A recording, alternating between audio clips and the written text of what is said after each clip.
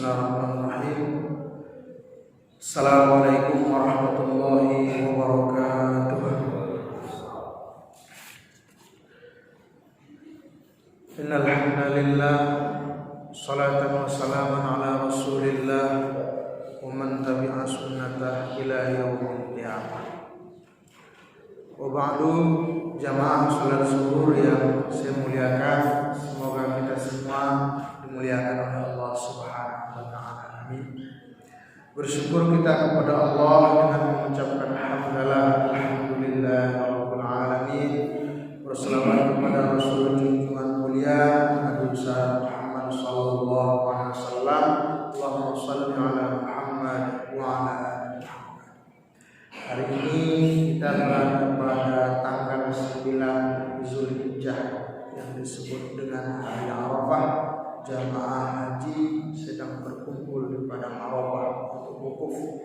Al-Hajju Arafah, puncak pelaksanaan ibadah haji itu adalah wukuf di padang Arafah. Bagi mereka yang sedang wukuf tidak dianjurkan berpuasa, tapi bagi kita yang sedang tidak melaksanakan ibadah haji, hari ini salah satu puasa yang nilainya besar di hadapan Allah Subhanahu wa taala. Siapa yang puasa pada hari Arafah, Allah akan ampunkan dosanya 1 tahun yang telah lalu dan 1 tahun yang akan datang. Mudah-mudahan kita termasuk dalam golongan itu. Amin ya Allah ya rabbal alamin. Bapak Ibu yang saya muliakan, jamaah salat zuhur yang berbahagia, karena besok kita akan melaksanakan Hari Raya Idul Adha. Setelah itu ada ibadah yang paling istimewa. Maka pada kesempatan ini saya akan menyampaikan kepada kita semua materinya, Al-Hikmatu fi Tashri'il Udhiyah. Hikmah kenapa kurban itu disyariatkan dengan cepat. Saya tak sampaikan lagi hukumnya, saya tak sampaikan lagi kaifiat cara prakteknya, tapi hikmah memotivasi kita semua karena masih ada waktu. Tidak pun besok Bapak Ibu berkurban, masih ada 3 hari setelah itu. 4 hari istimewa ini manfaatkan untuk berkurban terlebih-lebih pada besok hari. Apa hikmah yang pertama? Yang pertama, al-imtithal amrun min awamirillah.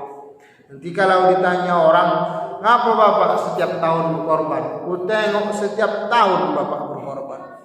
Apa jawaban kita yang paling sederhananya? Menjunjung tinggi perintah Allah, mentaati Allah. Apa kata Allah? Fasholli li rabbika wanhar. Salatlah karena Tuhanmu dan sembelihlah hewan kurban. Maka mazhab Hanafi dan mazhab Maliki berkurban itu wajib setiap tahun. Mereka mengamalkan hadis man wajada sa'atan falam yudhhi fala yaqrabanna musallana. Siapa yang rezekinya ada, siapa yang mampu pada hari raya Idul Adha dan hari tasyrik yang 3 untuk berkurban, lalu dia tidak berkurban, kata Nabi, maka jangan dekati solat kami. Oleh Imam Hanafi, Imam Maliki menjadikan hadis ini sebagai landasan, maka berkurban itu wajib setiap tahun. Maka karena ini boleh berkurban itu berhutang. Misalkan berkurban biayanya 2.300.000, kita kurang 300, maka udah ada 2 juta, pinjamlah sebentar agar jadi berkurban, agar kurban terlaksana. Tapi kalau uang kurbannya masih 300, minjam 2 juta, agak berat bayarnya, jangan. Maka kategori mampu itu menurut para ulama adalah ada belanja dia dan orang-orang yang dia tanggung selama hari raya Idul Adha dan hari tasyrik yang 3, bersisa uangnya setelah itu kira-kira 2,5 juta, maka dia sudah dikatakan mampu, dia masuk kategori mampu, tidak berkurban, maka dia termasuk apa yang disampaikan oleh Nabi kita Muhammad sallallahu alaihi wasallam. Satu. Yang kedua, mengapa harus berkurban? Lil ittiba, mencontoh Nabi. Kita berkurban kenapa? Karena Nabi berkurban. Pernah di Hajjatul Wada, haji terakhir, Nabi sekali haji, umroh Nabi 4 kali. Jadi pas haji wada, Nabi berkurban 100 ekor unta gemuk, Pak. Nggak tanggung-tanggung. Kalau sekarang dirupiahkan unta gemuk itu anggaran 40 juta satu ekor. 100 ekor. 100 kali 40 juta, 4 miliar. Jadi Nabi kalau disesuaikan dengan uang sekarang pernah berkurban 4 miliar. Kita ada di sini jamaah yang sudah berkurban 4 miliar untuk Masjid Fatimah dan sekitar. Mudah-mudahan tahun depan ada, insyaallah. Menunjukkan Nabi itu orang kaya, jangan dibilang Nabi orang miskin. Mana ada orang miskin kurban 4 miliar? Sisa-sisa ghanimah dari harta Nabi itu Nabi tidak pakai, tidak buat untuk bangun rumah mewah, tidak. Nabi tidak buat kolam renang, tidak. Nabi tidak buat sesuatu fasilitas dunia yang mewah, tidak. Apa uang Nabi itu Nabi infakkan ke jalan Allah. Ini teladan untuk kita bahwa ada kehidupan yang abadi setelah akhirat. Kita tuai nanti di sana. Jangan katakan lagi Nabi susah, Nabi orang kaya. Dua, yang ketiga, mengapa kita berkurban? At-taqarrub ilallah ta'ala, mendekatkan diri kepada Allah dengan amalan sunat. Itu bahasanya taqarrub. Taqarrub itu adalah mendekatkan diri kepada Allah dengan amalan sunnah. Salah satunya adalah menyembelih kurban. Karena ini ibadah tahunan.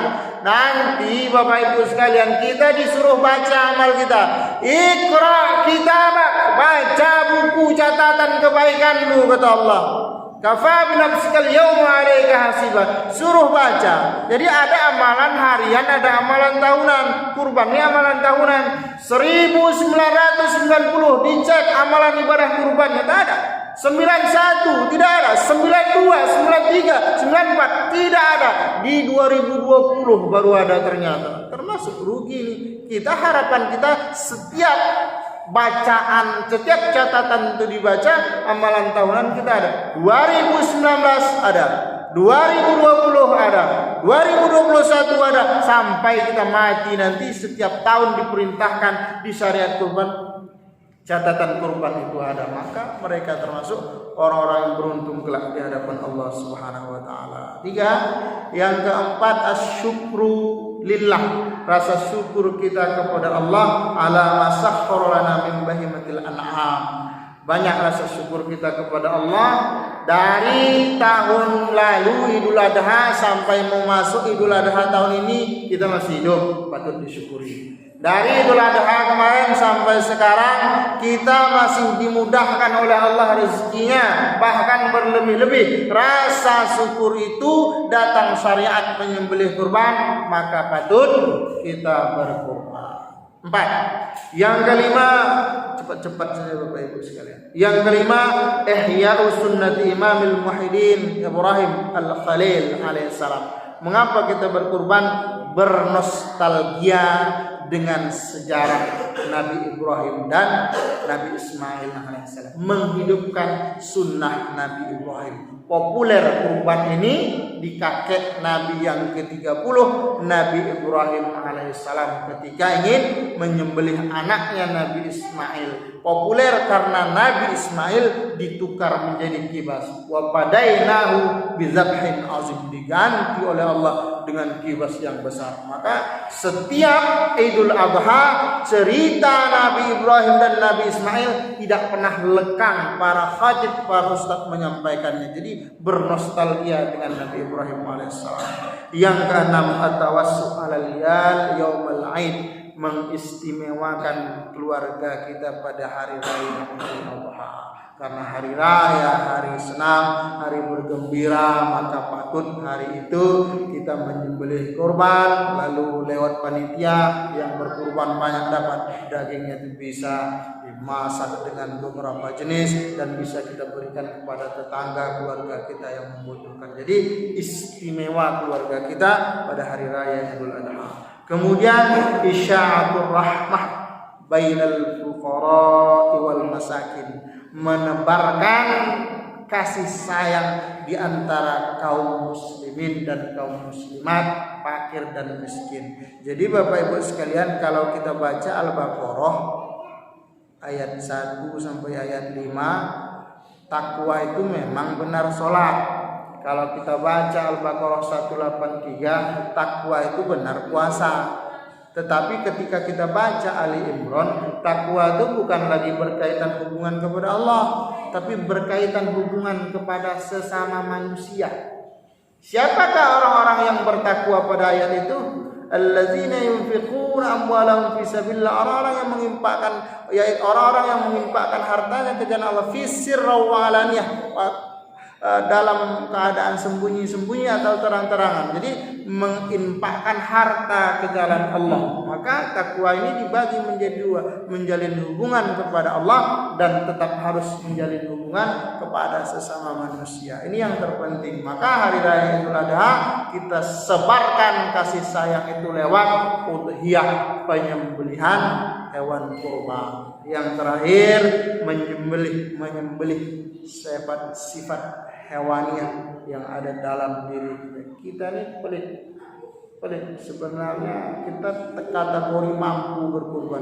Berapalah 2.300.000, 2.400.000 dibanding paket internet kita, dibanding biaya mobil kita, dibanding biaya jajan kita. Kalau kita berniat habis hari raya Idul Adha kemarin beli satu tabungan khusus untuk tabungan udhiyah hewan kurban. Sampai sekarang mungkin kalau kita buka rajin, kita menabung karena ikhlas karena Allah Ta'ala, mungkin bisa dapat 2 atau 3. Cuman pertimbangan itu kadang tidak ada pada diri semua. Maka semangat berkurban ini Allah suruh kita tidak ada lain dan tidak bukan hanya untuk mendekatkan diri kita kepada Allah Subhanahu wa Ta'ala. Yang sampai bukan daging, yang sampai bukan darah, yang sampai bukan tulang, bukan bulu dan segala macam, yang sampai hanya takwa kita kepada Allah Subhanahu wa Ta'ala. Wa'alaikum minkum, wassalamualaikum warahmatullahi wabarakatuh.